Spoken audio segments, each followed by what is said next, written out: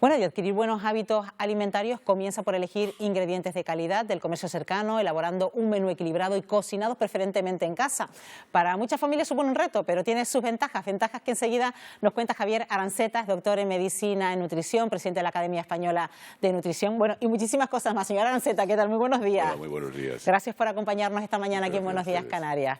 Bueno, se encuentra precisamente en Canarias para impartir una charla junto a Hiperdino y también Ecansa, los hoteles y escuelas de Canarias, que tiene mucho que ver sobre todo con la alimentación saludable, sobre todo especialmente cómo planificar una buena compra destinada a las familias y sobre todo para que nuestros menores crezcan sanos y sobre todo alejados de la obesidad y el sobrepeso. Efectivamente, vamos a plantear más que una charla, un taller, ¿no? El que habrá una primera parte teórica de recuerdo de lo que la comunidad científica plantea.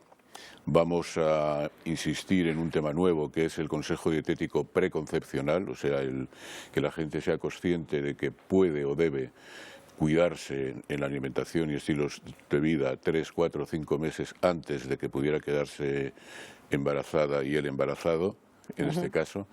Y luego, bueno, pues aspectos, como usted ha dicho, muy bien relacionados con la compra inteligente. Para comer bien hay que saber comprar, hay que comprar bien la lista de la compra, no dejarnos influenciar, tal. Saber qué elementos tienen que estar sí o sí en la cesta de la compra y también en la cocina y en el plato, ¿no? Y todo esto requiere ciertas habilidades, porque cuando uno va a comprar sin la lista y sin tener ciertas habilidades, pues se encuentra con lo que el supermercado ha planificado para vender, ¿no? Porque ese establecimiento está planificado para vender. ¿Y qué nos ha llevado a esto, a no planificar las compras? ¿El ritmo de vida que llevamos?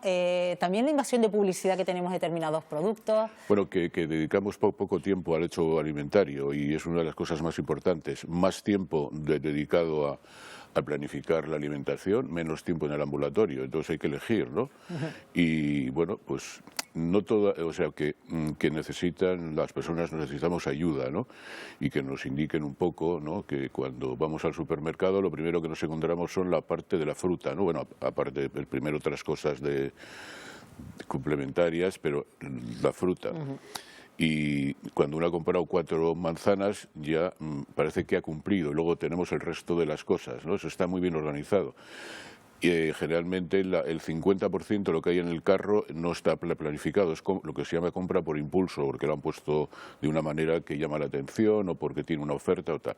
Entonces tenemos que ir con una lista y que esa lista sea el 80%, siempre se nos olvida y una lista consensuada con la familia, ¿no? También, porque luego también llega el caso, señora Aranceta, donde también los niños empiezan a meter sus cosas dentro del carro, ¿no? Y nos parece bien. Y hay que educar a los niños en ese sentido. Eso es.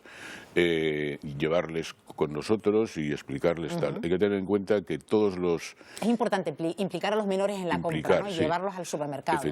Llevarlos y enseguida, en cuanto ya adquieren ciertas habilidades, decir, oye, pues trae tal, o pesa tú la fruta, o pesa tú las manzanas, o tal, ¿no? O sea, que se implique en el... Y tener en cuenta que toda la compra por impulso para menores está al lado de las cajas. Todos nos fijamos que al lado de las cajas hay...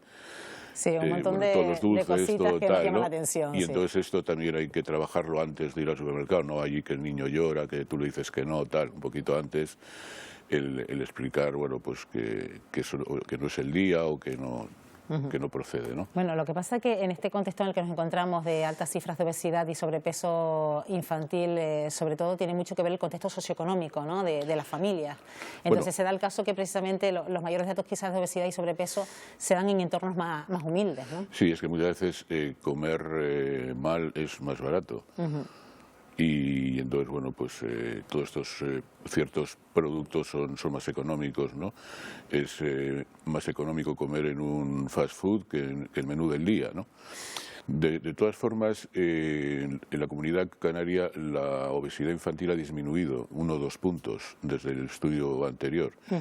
Ahora seguimos siendo campeones en Andalucía, Murcia, y se nos ha juntado ese club Galicia y Asturias, ¿no? O sea que el periodo de crisis ha supuesto un repunte del sobrepeso y la sobrecarga ponderal. ¿Tiene que ver con esta pandemia? Sí, no, con la anterior, con la crisis del 2008. Exacto.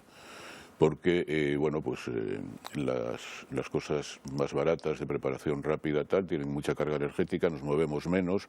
Ahora con la pandemia hemos estado una temporada sin movernos y entonces tenemos problemas con la vitamina D. y también con el sobrepeso. Y por lo tanto ahora tenemos que desandar el camino, ¿no? Claro.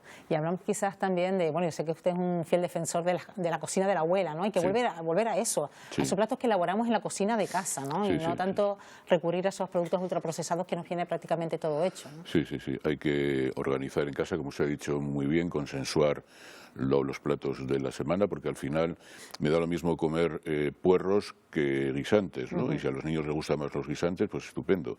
Y entonces con eso organizar la cesta de la compra, que todo el mundo colabore, porque muchas veces cocinar, comprar tal, lleva tiempo, estamos en otras cosas y entonces, bueno, pues tenemos que ser colaborativos también en la cocina y luego, bueno, pues saber que una alimentación saludable nos va a llevar más lejos también en los estudios, en el deporte y en la salud.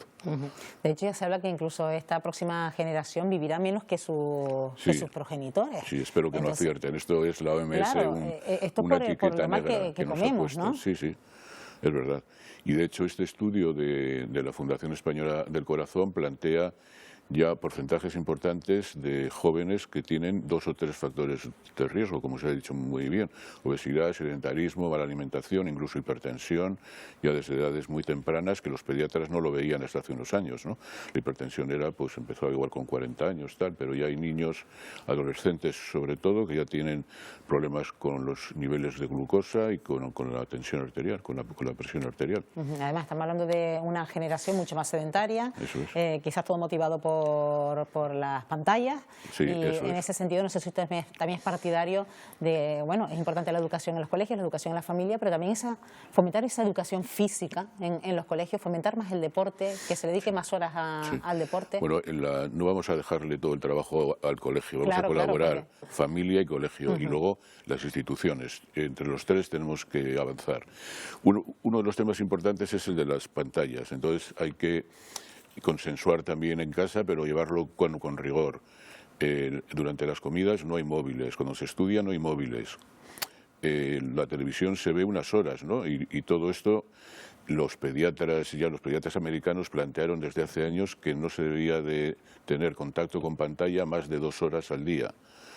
Y bueno, pues eso se sobrepasa en muchísimas casas y esto es importante para dormir mejor, también para comer mejor, porque el impacto de la pantalla tiene que ver también con la comida rápida, ¿eh? Porque justo en el intermedio que nos ponen queremos comer algo porque luego para no perdernos no disfrutamos de la comida, no nos sentamos con calma, es decir, al final ya nos levantamos corriendo o prácticamente estamos distraídos con lo que estamos viendo al mismo tiempo que estamos comiendo, ¿no? Eso es, entonces hay que tener un poco de organización, ¿no? Y que todo el mundo se sienta cómodo, que no se sienta cómodo, que no sea una imposición, ¿no? Que todo el mundo colabore tal y al final esto nos lleva pues a tener una alimentación interesante porque somos lo que comemos y no hay atajos. Efectivamente, nos quedamos con esa frase, somos los que comemos. Javier Aranceta, gracias por habernos acompañado esta mañana aquí en Buenos Días Canarias. Muchas gracias a ustedes. Ha sido un placer, buenos días. Bien.